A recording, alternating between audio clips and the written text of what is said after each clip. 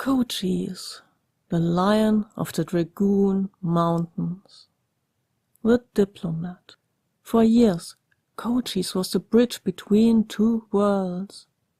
Cochise, leader of the Chiricahua, or the Indi as they called themselves, was a giant of a man, not just in stature, but in character. He kept the peace.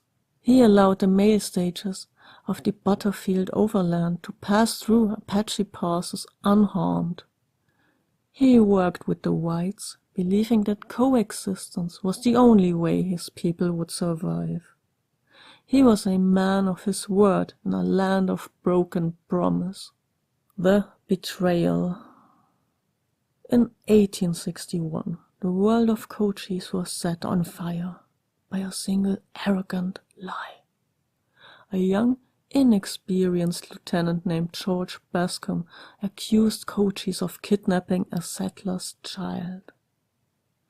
Bascom invited Cochise to a peace parley under a white flag, a sacred symbol of trust. But the tent was a trap. When the soldiers tried to arrest him, Cochise didn't surrender. He drew his knife, slashed through the canvas of the tent, and leapt through a volley of bullets. He escaped, bleeding, but free.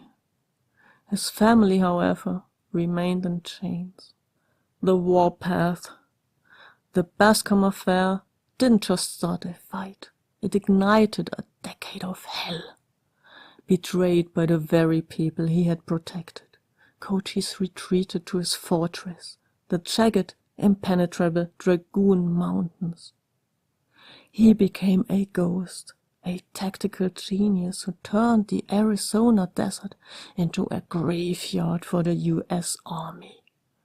He didn't just fight for land, he fought for the dignity of a man who had been lied to.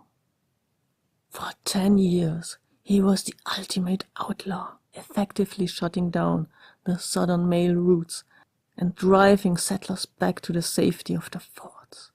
The Outcast's Brotherhood. What makes Cochise a true legend of his channel is his bond with Tom Jeffords. Amidst a war of racial hatred, these two men, an Apache and one white man, found a common ground of respect. Jeffords rode alone into Cochise camp, putting his life in the hands of the butcher of Arizona. Cochise saw a mirror of his own honor in Jeffords. Their friendship became the foundation for the only lasting peace the Apache would ever know. The unconquered end. Unlike so many others, Cochise was never captured. He was never broken. He died in 1874 in his beloved mountains, a free man. His burial site remains a secret to this day, hidden by his warriors so that his body would never be desecrated by the world that betrayed him. He was the diplomat who became a warrior, the warrior who became a ghost, and a ghost who will never be forgotten. Stay an outlaw. Cochise, the ultimate outlaw of the Dragoon Mountains.